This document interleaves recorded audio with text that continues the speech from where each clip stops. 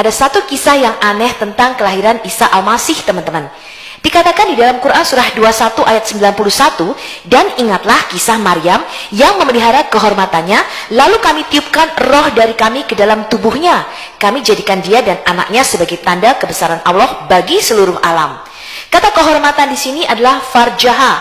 Farjaha ini berarti alat kelamin perempuan, teman-teman. Kisah tersebut dikonfirmasi di dalam Quran surah 66 At-Tahrim ayat ke-12.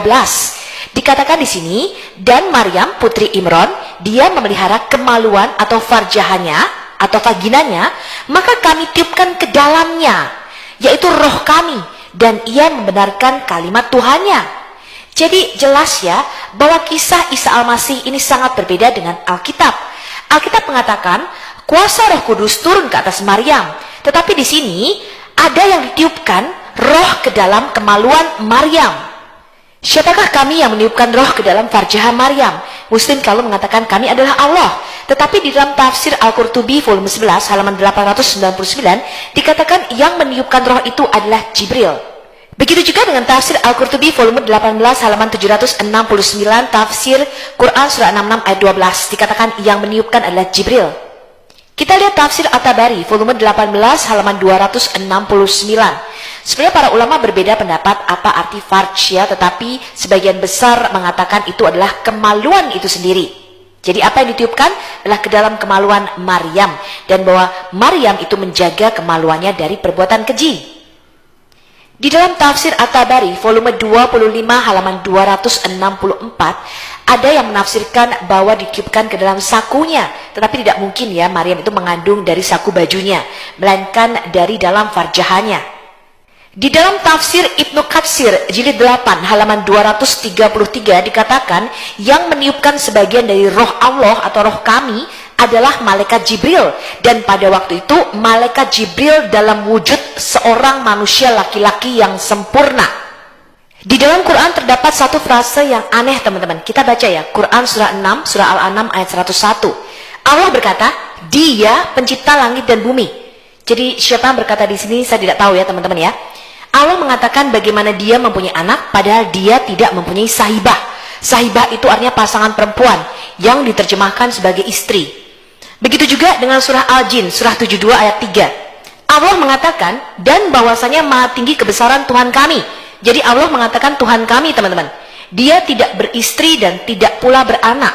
Jadi di dalam pandangan Quran, teman-teman, bahwa seseorang mempunyai anak itu harus mempunyai pasangan secara biologis. Tetapi anehnya, Maryam di dalam Quran itu tidak perlu mempunyai pasangan untuk dia bisa mempunyai anak. Kata ahsanat itu artinya membentengi, dan kata farjah itu artinya vagina. Jadi Maryam bisa punya anak tanpa perlu pasangan. Mengapa Allah harus memerlukan pasangan untuk bisa punya anak? Surah 66 ayat 12 dikatakan Maryam putri Imran yang memelihara kehormatannya. Ahsanat artinya membentengi, farjah artinya vaginanya. Kalau kita perhatikan, semua terjemahan Al-Quran yang dilakukan oleh kalangan muslim, mereka selalu menyelipkan kata-kata tidak hanya dengan kata yang ditaruh di dalam tanda kurung, tetapi juga dengan artian atau terjemahan yang tidak ada di dalam kalimat asli bahasa Arabnya. Sehingga membuat cerita palsu yang baru, yang bahkan tidak dimaksudkan demikian oleh Al-Quran. Jadi mereka mengartikan lubang ini sebagai lubang saku baju. Seperti Anda lihat di dalam kedua ayat di atas, Quran surah 21 ayat 91 dan Quran surah 66 ayat 12. Kata farjaha atau vagina tiba-tiba lenyap hilang diganti dengan kata kehormatan. Dan satu lagi, bila Anda perhatikan dengan teliti dan hal ini jarang diketahui dan luput bagi mereka yang bukan fasih berbahasa Arab, adalah perbedaan kata fiha dan fihi. Ditulis pada Quran surah 21 ayat 91 fiha, kemudian kata fihi ditulis pada Quran surah 66 ayat 12. Fiha itu memiliki arti di mana atau di antara. Sementara kata fihi memiliki arti di dalamnya. Dengan kata sandangnya di sini sebagai kata ganti benda yang berarti adalah vagina atau farji, sebagaimana letaknya di dalam susunan kalimat ayat tersebut. Beberapa ulama mengatakan bahwa Jibril meniup ke dalam rahim Maria dan hamil karenanya. Namun beberapa dari para ulama juga berkata tidak diperbolehkan ciptaan berasal dari nafas Jibril. Karena bila demikian maka anak itu atau Isa merupakan keturunan dari malaikat dan manusia. Karena alasan untuk ini adalah ketika Allah Ta'ala menciptakan Adam, dia membuat perjanjian bahwa dari keturunannya, ia akan menaruh sebagian air mani di pinggang laki-laki, dan sebagian lagi air mani di dalam rahim wanita untuk bisa mendapatkan keturunan. Dan Allah Ta'ala menempatkan 2 air mani laki-laki dan perempuan di dalam Maria.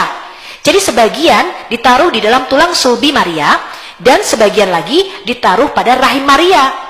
Karena Maria ini kan tidak mengandung dari laki-laki.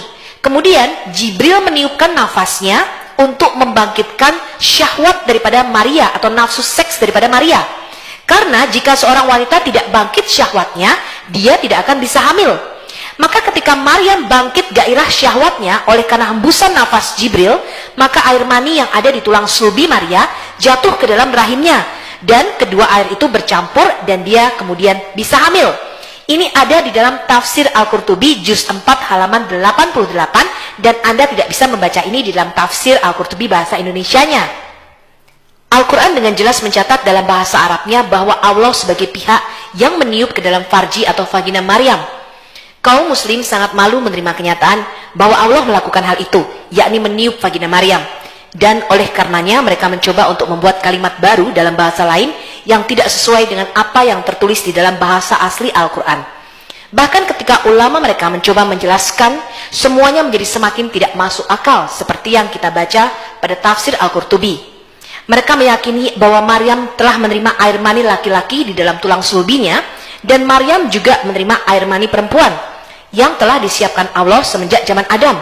Lalu malaikat Jibril membuatnya orgasme atau bersyahwat sehingga air mani laki-laki yang ditaruh di tulang sulbinya jatuh ke dalam rahimnya serta bercampur dengan air maninya. Jadi para ulama ini setengah mati mencoba menjelaskan bagaimana keajaiban kelahiran Yesus dengan kacamata Islam. Dan sampai detik ini tidak satupun muslim bisa menjelaskan bagaimana mungkin Yesus lahir dari seorang perawan.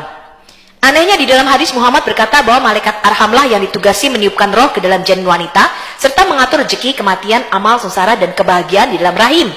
Malaikat Arham memiliki tugas meniupkan debu bumi kepada janin, teman-teman. Jadi bukankah muslim selalu mengatakan bahwa penciptaan Isa sama dengan penciptaan Adam, yaitu dari debu tanah? Jadi siapakah sebenarnya kami yang meniup farjah Maryam? Saya tidak tahu. Jawabannya saya serahkan kepada Anda. Sampai jumpa dalam video berikutnya, dan